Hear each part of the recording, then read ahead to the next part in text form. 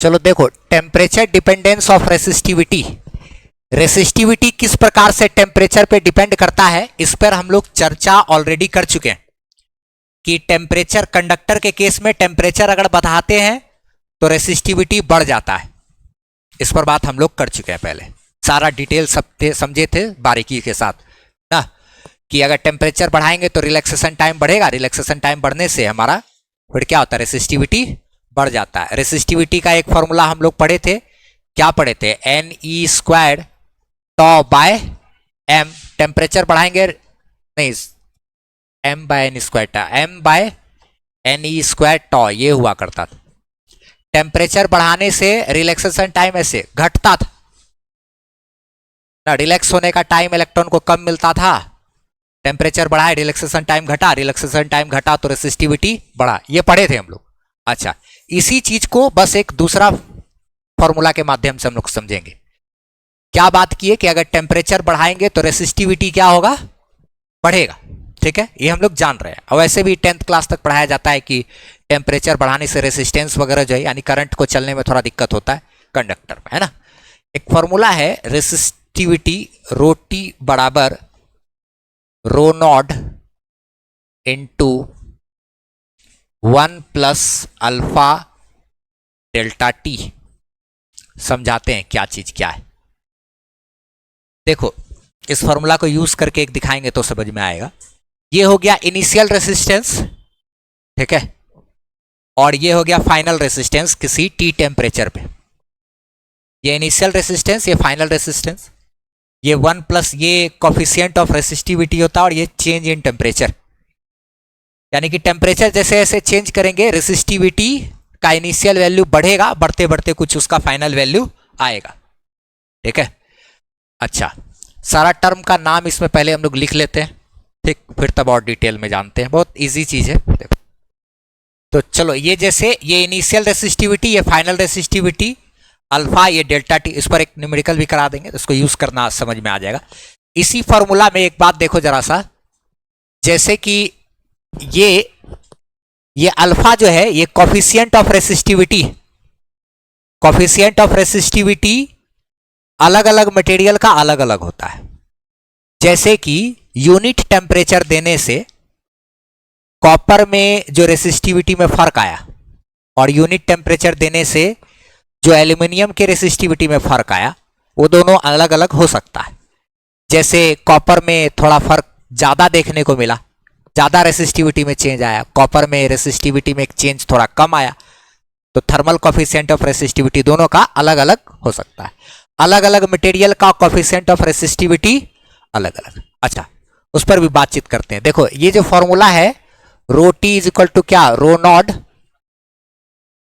Nord into 1 plus alpha delta T.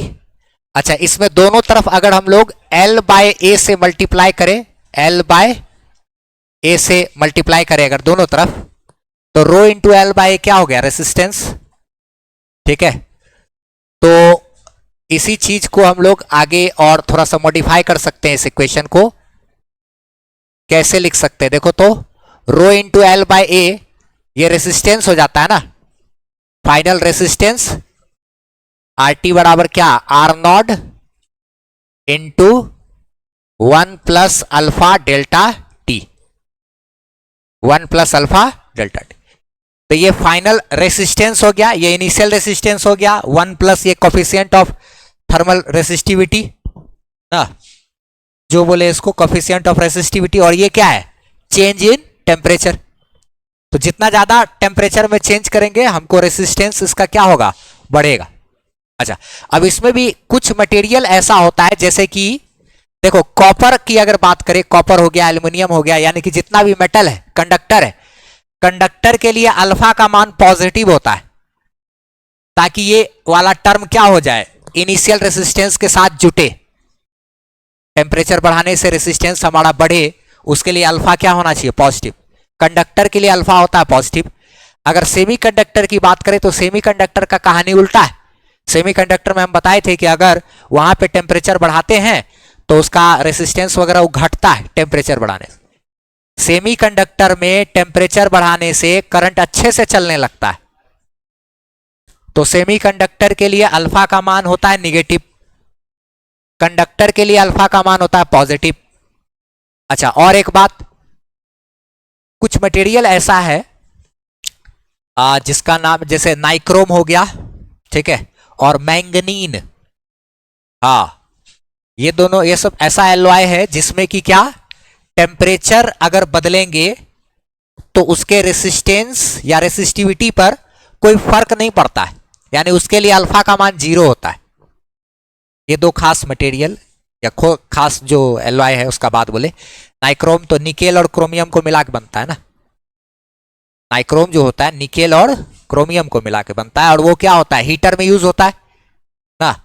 Heater का जो तार होता है, जो क्वाइल होता है, वो तो नाइक्रोम का बना होता है ना, उसमें हम लोग लाइन देते हैं तो करंट चल रहा है, हीट भी होता है।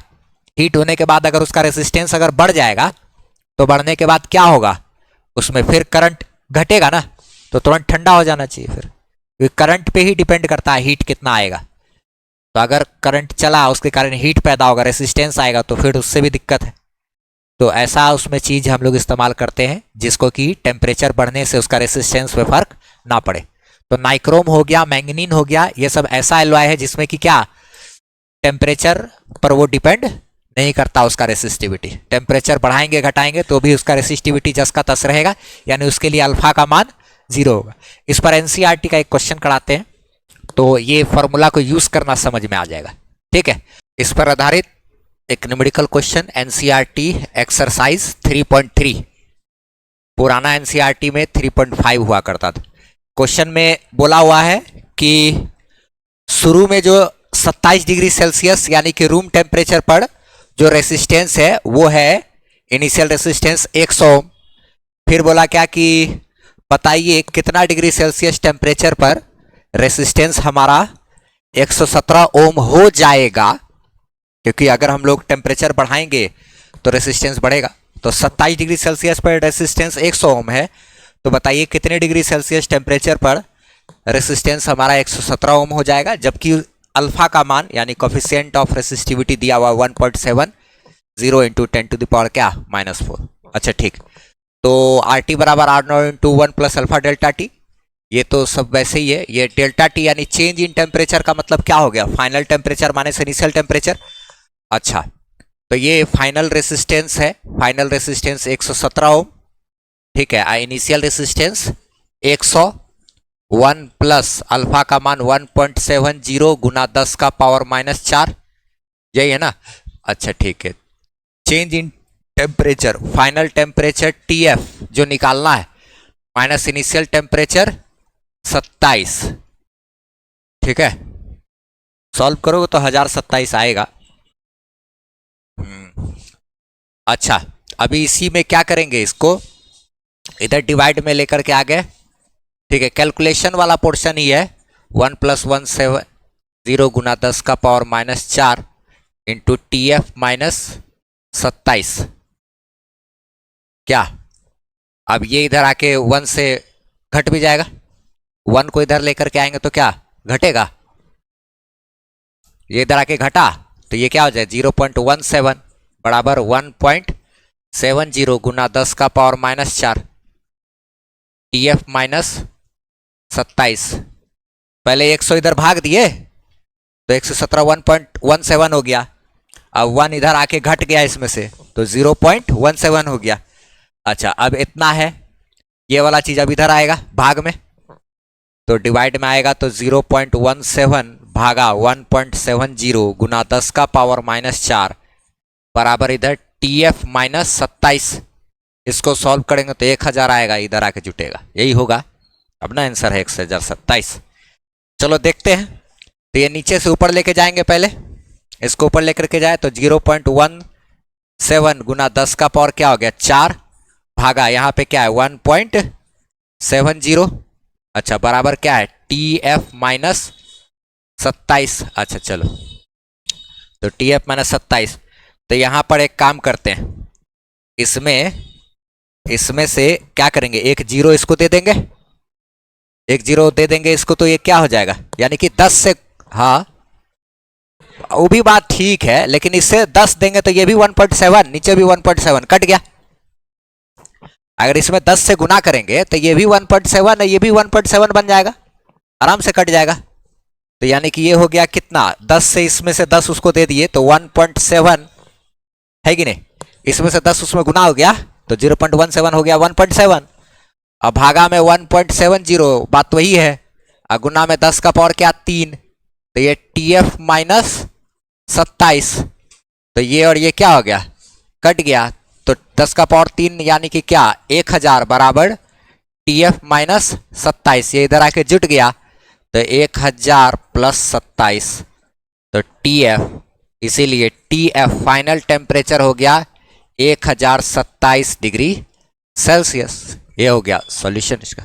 क्या एक्सरसाइज 3.5 में क्वेश्चन ये कह रहा है कि शुरू में रेसिस्टेंस 2.1 है 27.5 डिग्री सेल्सियस पे, तो बताइए जब टेम्परेचर को बढ़ा के 100 कर देंगे तो रेसिस्टेंस हमारा 2.7 हो जा रहा है, 2.1 से 2.7 हो जा रहा है। तो हाँ, शुरू में रेसिस्टेंस 2.1 है, इससे बढ़ के 2.7 हो गया यदि हम टेम्परेचर को 27.5 से बढ़ा के 100 डिग्री सेल्सियस करते हैं तो बताइए अल्फा क्या होगा। इसी में अल्फा का डिमांड कर रहा है कि कोफिशिएंट ऑफ रेसिस्टिविटी क्या होगा। तो चूंकि आर टी बराबर क्या हो जाता है, R naught into 1 plus alpha delta T, इस पर ढेर सारा क्वेश्चन है। फाइनल रेसिस्टेंस हमारा 2.7, इनिशियल रेसिस्टेंस 2.1, 1 प्लस अल्फा चाहिए, delta T change in temperature, तो 100 माइनस क्या करेंगे 27.5, 100 में से 27.5 जाएगा तो कितना आएगा भाई, 100 में से 28 गया तो 72.5। अच्छा चलो ठीक है, तो ये इधर डिवाइड में आया 2.7 भागा 2.1, पॉइंट इसका और इसका उड़ गया दोनों का। अच्छा उसके बाद 1 प्लस अल्फा इंटू क्या 72.5, देखना मिस्टेक मत कराना तुम लोग। 21 है 27 है, 3 सते 21, 3 नमा 27, तो 3 सते 21 और 3 नमा 27, ऐसे ठीक है, 3 से काट दिए दोनों को। अच्छा तो बराबर इधर क्या है 1 प्लस अल्फा इंटू 72.5, तो ये इधर हम लोग इसमें डिवाइड करेंगे, 1 इधर आएगा ना, तो 9/7 minus 1 is equal to alpha into 72.5, ये 7 इधर जाएगा तो 9 में से 7 गया, 2/7 बराबर इधर क्या अल्फा इंटू 72.5। इसको जरा अगर आगे सॉल्व करें तो अल्फा इज इक्वल टू क्या आ जाएगा 2/7, इधर डिवाइड में 72.5, तो अब इसको बस मैथमेटिकली खाली सॉल्व करना है, 2 भागा 7 गुना 72.5। कैसे करेंगे इसको सॉल्व।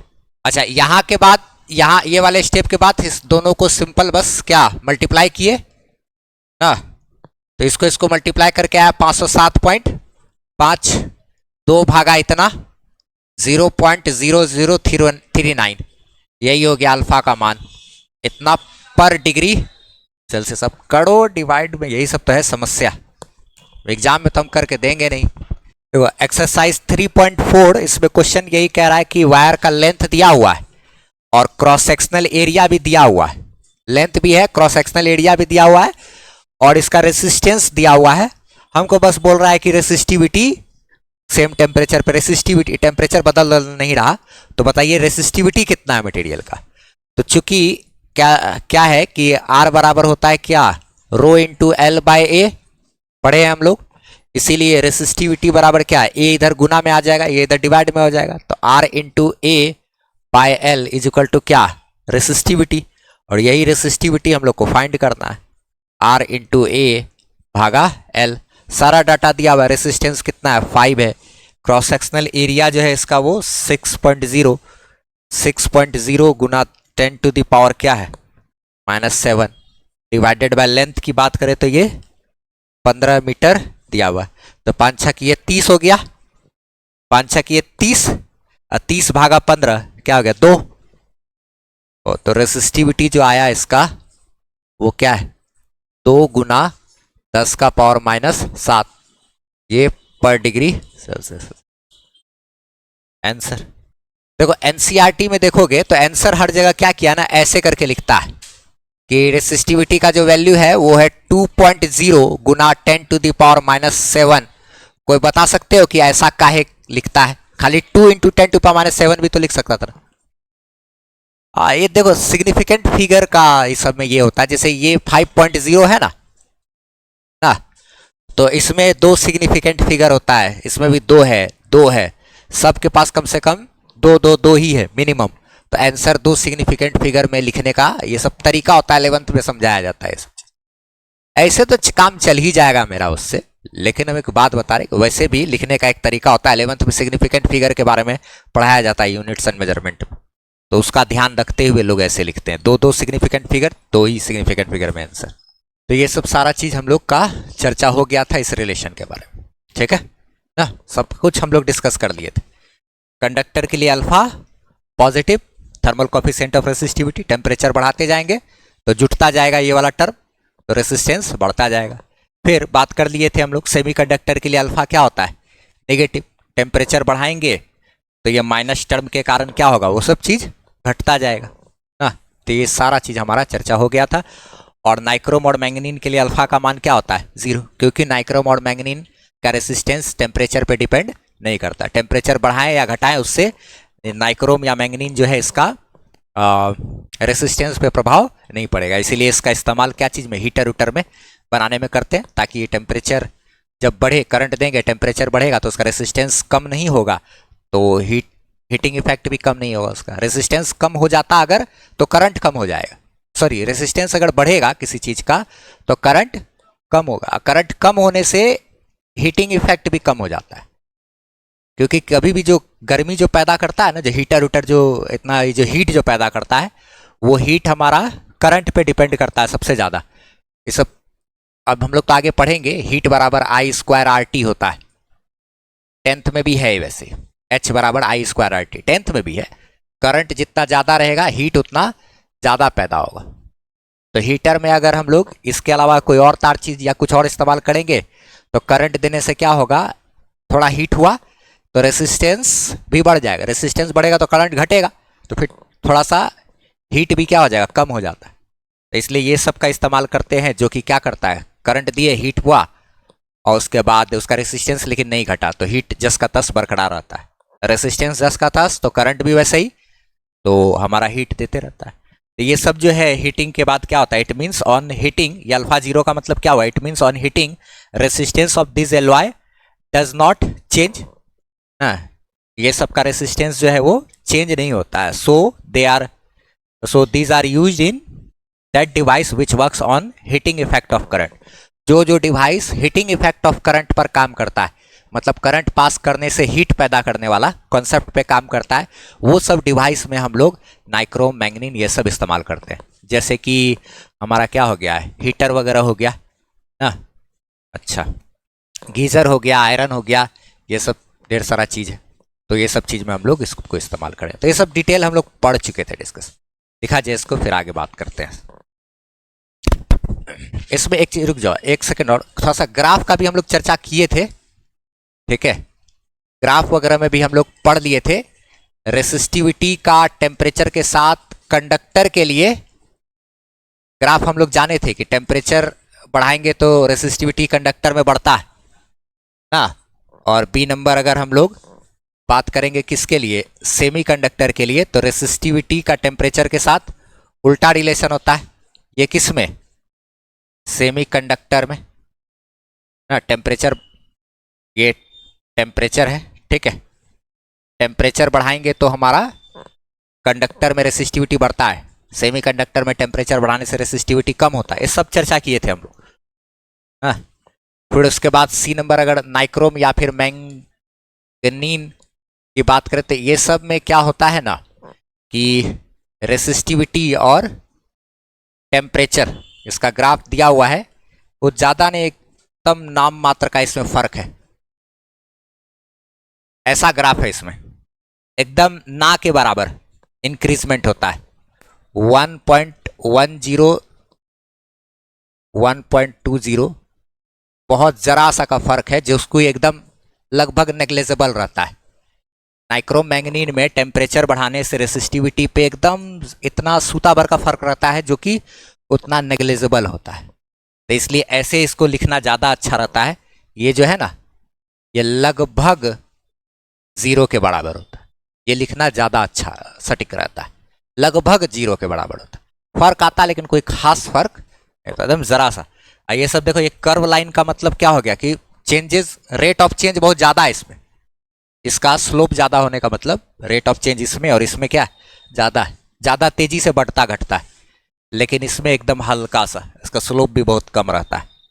ठीक है, तो उससे ये सब चीज़, थोड़ा ग्राफ भी है इसके साथ साथ बना लिया जाए, दिखा जाए इसको। इसके बाद देखो थोड़ा सा रेसिस्टिविटी जो है, कुछ मटेरियल सबका रेसिस्टिविटी देख लो। जैसे कि उस कंडक्टर की अगर बात करें तो रेसिस्टिविटी जो है उसका 10⁻⁻8 मीटर ओम मीटर से 10⁻⁻6 ओम मीटर होता है। यानी कि 10⁻⁻8 का मतलब क्या हुआ, 1/10⁸ ना, यानी कि लगभग 1/10 करोड़ ना। तो 1 का 10 करोड़वां हिस्सा, यानी कि बहुत ही छोटा। रेसिस्टिविटी बहुत कम होता है पावर माइनस में, पावर माइनस में, यानी कि बहुत कम रेसिस्टिविटी होता है किसका, कंडक्टर का। कंडक्टर का रेसिस्टिविटी बहुत ही कम होता है। अब ये चीज ऑब्जेक्टिव में हो सकता है, ये जो चीज है, ये रेंज कहां हो सकता है, ऑब्जेक्टिव। ठीक है, कि कंडक्टर का रेसिस्टिविटी इतना से इतना या इतना से इतना 3-4 ठो देगा, उसमें से जो सही होगा उसको टिक करना है। अच्छा, सेमी कंडक्टर की बात करें तो 10⁻⁻5 से लेके कहां तक, 10⁻6 तक, -5 यानी कि कम से लेके कहां, ज्यादा तक ना। अच्छा, उसके बाद इंसुलेटर की बात करें, यानी कि क्या, बैड कंडक्टर जो है उसकी बात करें तो 10⁸ से 10⁸, यानी कि बहुत ज्यादा हो गया ना। रेसिस्टिविटी बहुत ज्यादा होता है किसका, इंसुलेटर का। जैसे लकड़ी उकड़ी हो गया, इसका रेसिस्टिविटी बहुत ज्यादा है। अच्छा, सेमी कंडक्टर का कम से ज्यादा के बीच में ना, 1/1 लाख, 1/10⁵ हुआ ना, यानी कि 1 का 1 लाखवां हिस्सा से लेकर के कहां, 10 लाख तक के बीच में। और कंडक्टर का तो खैर कभी होता है एकदम, 1 से काफी छोटा ना। तो कंडक्टर के लिए रेसिस्टिविटी बहुत छोटा, 1 से, और ये इसके मिड रेंज में और इसका रेंज। और रेसिस्टिविटी का यूनिट ओम मीटर ना। जैसे कि यहां पे होता ना, R बराबर क्या, ρ×L/A, तो यहां से भी हम लोग बना सकते हैं ना, रो बराबर क्या हो जाएगा, R×A/L। तो इसका भी मीटर, इसका मीटर स्क्वायर कटेगा, तो ओम और मीटर।